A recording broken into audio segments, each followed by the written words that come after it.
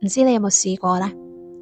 有冇試過曾經呢，喺一個對話或者一個 presentation 或者一個會入面，自己個腦覺得 OK 嘅，搞得掂嘅，但係呢個胃呢就搞住咁樣，又或者呢，自己同自己講唔緊張 OK 啊，做到啊，準備好晒㗎啦，但係隻手就喺度震，仲出晒手汗添。又或者呢，將要講一句說話，但係咧講個刻咧，唔知點解個喉嚨突然間好似咧收緊咗，好似阻住自己講，甚至連把聲都變變地咁樣。嗱，我想話俾你聽呢，嗰刻係咪你個身體搞鬼你啊？嗱，唔係啊，係你個身體喺度同你講緊嘢。但係問題係，我哋大部分嘅自己都未學過要點樣去聽呢個身體同自己講嘅聲音。我自己瑜伽老師。有時都需要咧教到一啲班係比較多人，甚至一個好公開嘅場合。我記得試過有一次咧，其實所有嘢都風和日麗啦，人好多，樣樣都 well prep， 亦都好自如。但係就唔知點解教到一半嘅時候，突然間咧心跳好快，個腦一路同自己講係 OK 嘅，OK 嘅，繼續去就得噶啦。但係個胸口就好似咧悶住，開始有少少自己都唔係太知道下一句要講乜咁。咁當然啦，嗰個當下我梗係要繼續扮冇嘢，繼續如常咁樣運用自己好流暢嘅技巧去完成成個課堂啦。而我就選擇咗將身體嗰個信息咧冚住咗。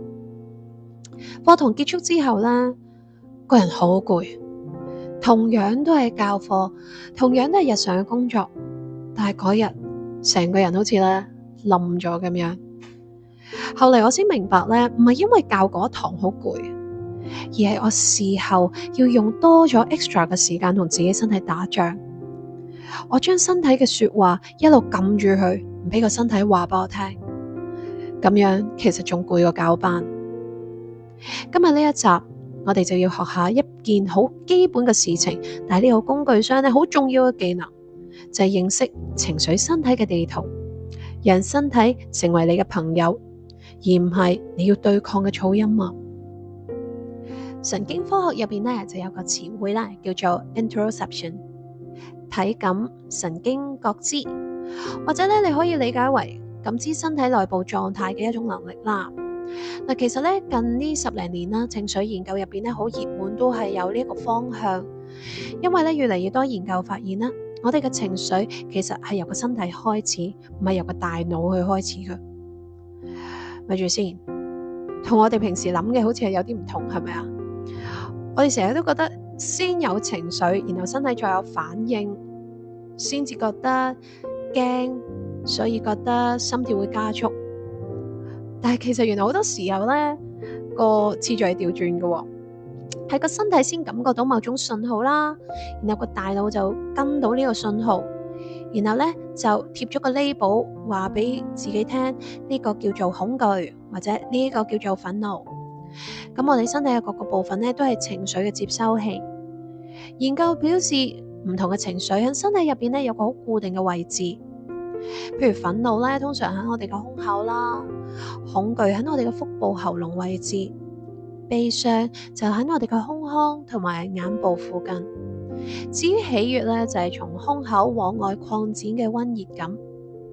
至於 shame 羞愧咧，好多人就話係塊面啊，同埋成個上半身，即係嗰種咧，讓自己好想縮埋、消失咗，唔俾人見到嗰種感覺咧。咁喺瑜伽傳統入邊咧，都有呢個概念噶，叫做 Pranamaya Kosha， 我哋嘅能量層。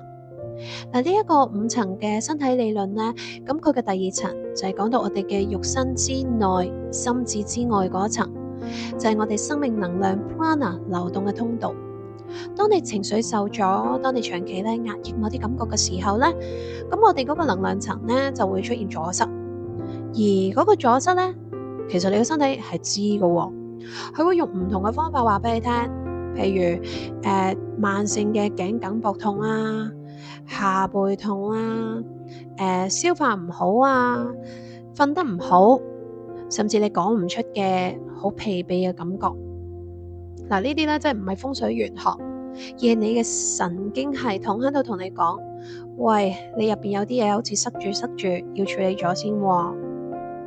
但係問題就在於咧，大部分嘅我哋咧，其實都唔識得去識別呢啲信號，因為我哋長大嘅過程，我哋都被教會唔好喊，唔使驚，咪咁敏感啦，唔好諗咁多嘢。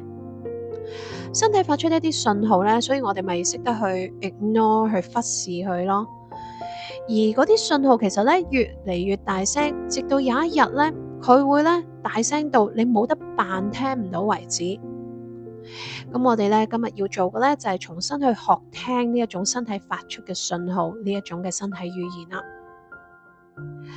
咁今日我哋個急救工具箱咧準備咗一樣就係叫做情緒身體掃描 Body Scan。嗱，呢一個係成個 Toolbox 入面我最常用嘅，唔單止係自己好冧檔嘅時候啦，其實隨時都做得。你俾自己1分鐘都夠噶啦，唔一定要好長時間。不如我哋，如果你方便嘅話咧，我哋都試下練一次啊。如果得嘅，最好就喺一個躺臥嘅位置，但係唔得嘅話咧，坐住甚至企住都得。如果你唔能夠閉上眼，俾自己降低你嘅視線，或者合半對眼睛都得噶。好啦，咁我哋試下而家咧做個深呼吸先，吸氣，讓個胸腔擴張，呼，放鬆自己嘅膊頭。嚟多次啊，吸氣，呼，非常好。也試下咧，我哋由頭到腳自己慢慢數一遍先。我哋嘅頭皮有冇啲繃緊呢？額頭有冇皺起，定係好舒適嘅放鬆額頭呢？眼嘅後方，我哋嘅眼球有冇一種壓迫感啊？會唔會有種呢個頭好似要爆嘅感覺？我哋嘅下巴，我哋嘅牙膠，試下放鬆，放鬆。喉嚨係咪舒坦？定係有啲卡住，講唔出嘅說話呢？感受下個胸口，嘗試感受當中嘅感覺，可能係輕盈，可能係好緊，可能好鬱悶，或者有啲委屈，純粹嘅觀察。至於我哋嘅腹部，有冇頂住嘅翻騰，或者石頭壓住嘅感覺，或者一個放鬆嘅狀態，嘗試純粹嘅感受。而我哋嘅雙手有冇放鬆呢？有冇不知不覺原來自己仲係抓緊住拳頭，仲係喺度搣緊手指？試下放鬆返對手，然後試下咧，我哋慢慢張開眼睛。唔知你有冇試過做 body scan 啦？咁頭先只不過係好稍好簡單咁幾個身體部位，等自己去觀察。而呢個觀察嘅過程入邊，我哋嘗試都唔好去 judge，唔好去批判自己嘅感覺。即係譬如啊，個眉頭皺起，哎呀，做咩又皺眉頭啊，又皺紋啊？即係呢啲 judgment 唔需要，你淨係去 observe 觀察到，哦，我皺住眉頭，句號就算啦吓。咁呢啲就係做一個觀察，好似站喺一個第三者嘅角度去認識自己身體，去認知翻當下嘅狀態嘅一個方法。咁而當中，我想你感覺到就係頭先有冇啲咩位置係你冇意會到，原來係咁，而你觀察到啦。咁你試下每一次去到有情緒嚟嘅時候，身體好繃緊好棘嘅時候咧，都試下做一做咁樣嘅 body scan，然後到你咧意會到，咦，原來頭先一路咧個拳頭揸得好實，你知道啦。你甚至咧當下留意到之後，同身體講聲多謝身體，多謝你讓我知道。其實呢一個步驟聽落咧好簡單嗬，甚至可能有啲同學仔話覺得好怪喎，點樣啊？自己身體部分逐下，好似探訪一下咁樣，個身體一路都同我一齊，我自己乜都知啦。但係你唔知唔知，當你用呢種方式去觀察身體，亦都用呢種方式去回應自己身體嘅信號嘅時候，反而唔係去忽視佢或者去 suppress 去壓抑佢。你嘅神經系統係會感受得到呢一種咧被接收嘅鬆動，咁你嘅身體就唔需要咧發好大聲嘅訊息去話俾你聽，即係唔需要咧你皺眉頭皺到條路軌咧都黑咗，好似條紋落去個額頭度咁，而係你已經好快就知道，因為你嘅身體被聽見啊。咁又同大家分享下自己嘅瑜伽修行之路啦。咁好多人認為咧練開瑜伽多做冥想，其實就應該咧冇乜情緒嘅波動啦。